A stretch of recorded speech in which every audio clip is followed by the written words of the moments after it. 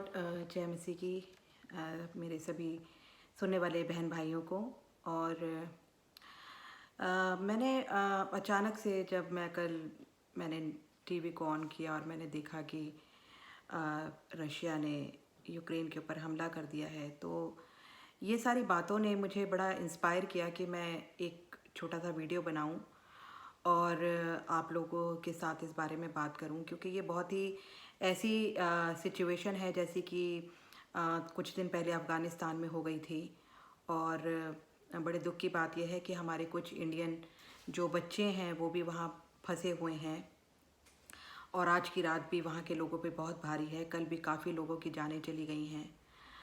और ये सारी बातें जो वचन में जो लिखा हुआ है, उस बात को मैंने एकदम से मेरे दिमाग में वो बातें आईं कि वचन में मत्ती 24:6 में लिखा है कि तुम लड़ाइयों और लड़ाइयों की चर्चा सुनोगे, देखो घबरा ना जाना, क्योंकि इनका होना अवश्य है, परंतु उस समय अंत ना होगा।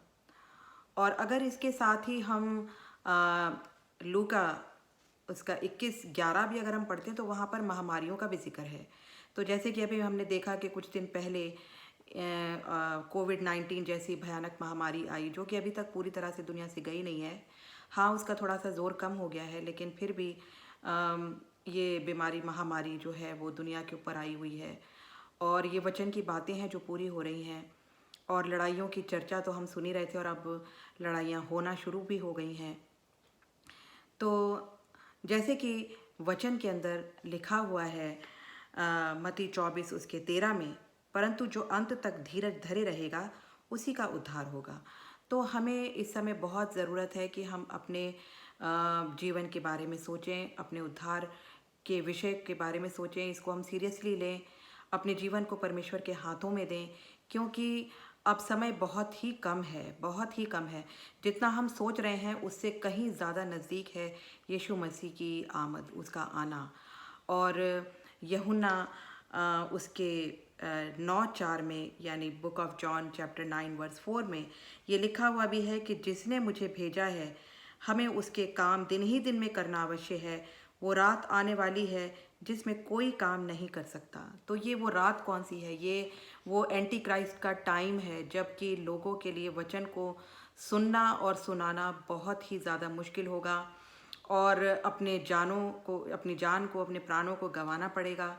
और आज हमारे पास एक अच्छा मौका है कि हम प्रचार करें, हम लोगों को इस बारे में बताएं और अपने जीवन को यीशु मसीह के करीब लाने के बारे में सोचें। अपने पापों से हम अंगीकार करें। अब वो समय नहीं है जब हम अपने फ्यूचर के बारे में बहुत ज़्यादा हम सोचने लग जाएं।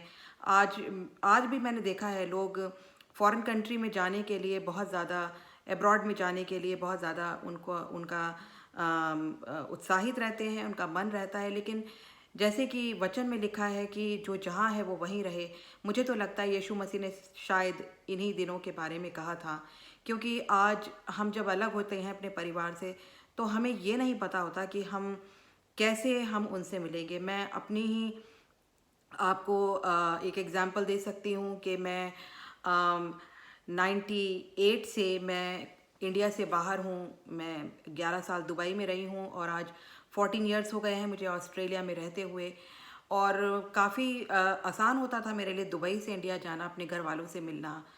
और अब जब से मैं यहाँ आई हूँ तो पहले तो वैसे ही 2-2 3-3 साल में जाना होता था, लेकिन आज 5 साल हो गए हैं मुझे इंडिया से आए हुए, वहाँ पर विज़िट किए हुए। और बहुत डर लगता है, ये लगता है कि कहीं हम जाएं तो हम स्टक ना हो जाएं, क्योंकि आज कुछ भी स्थिरता नहीं है दुनिया में। कभी भी कुछ भी हो जाता है, कभी भी लॉकडाउन हो जाता है। हम बहुत ज़्यादा इस चीज़ के लिए हमें केयरफुल रहना पड़ता है अगर कहीं जाने से पहले। तो मैं यही कहूँगी कि अगर आप अपने किसी भी फ्यूचर के बारे में, पढ़ाई के बारे में या जॉब के बारे में, जो भी आप सोच रहे हैं, बहुत सोच समझ के इस बात का निर्णय लें, क्योंकि अपने घर वालों से इस वक्त अलग होना बहुत ही आसान है, लेकिन क्या हम उन्हें देख पाएंगे, हम उनसे मिल पाएंगे, ये बहुत बड़ा सवाल है। ये बहुत बड़ा ही एक क्वेश्चन है आज की डेट में, क्योंकि आना जाना बहुत ज़्यादा महंगा हो रहा है। पेट्रोल प्राइस बहुत महंगे हो गए हैं और आज ही जबकि मैं जब अपनी गाड़ी में पेट्रोल डलवा रही थी तो मैं $60 का भरवाती थी अभी कुछ महीने पहले तक, लेकिन आज मैंने उसको $75 मैंने दिए। तो ये और भी आगे आगे ये बढ़ेगा। तो हम देखते हैं हर चीज़ के प्राइस बढ़ रहे हैं, महंगाई बढ़ रही है, पेट्रोल प्राइसेस बढ़ रहे हैं, गोल्ड प्राइसेस बढ़ रहे हैं और बहुत कुछ हो रहा है। ये सब अंत समय की निशानी है। इसलिए ये मेरा सबसे एक रिक्वेस्ट है, एक बहुत ही एक सजेशन है, एक स्पिरिचुअल एडवाइस है सबके लिए कि प्लीज़ जिन्होंने अभी तक प्रभु यीशु को ग्रहण नहीं किया है, आप प्लीज़ यीशु मसीह को अपने जीवन में उद्धारकर्ता उसे कबूल करें, अपने पापों से पश्चाताप करें, अपने पापों से अंगीकार करें और यीशु मसीह को ग्रहण करें और बपतिस्मा लें, डूब का बपतिस्मा, और यीशु मसीह के साथ उसके वचनों के मुताबिक अपने जीवन को जीने की कोशिश करें। और हम उन लोगों को ख़ास करके प्रार्थना में रखें जो इस समय यूक्रेन के अंदर, हमारे बहुत सारे इंडियन जो भाई बहन या हमारे जो पढ़ने के लिए गए हुए बच्चे हैं, वो जो फंसे हुए हैं, और जो भी वहाँ के हालात हैं, जो मासूम लोग वहाँ पर इस समय परेशान हैं, उन्हें भी हम प्रार्थना में रखें। तो मैं यही कहूँगी कि अपना ख्याल रखें और प्रभु यीशु को उद्धारकर्ता कबूल करें। बाइबल को पढ़ें। बाइबल में बहुत सारी ऐसी बातें हैं जो मैं आने वाले समयों के बारे में बताती हैं, और वो दिन हम पर चोर की नाई जो है वो आ पड़ेगा अगर हम इन बातों से अनजान रहेंगे। तो आप सब अपना बहुत सारा ख्याल रखिए।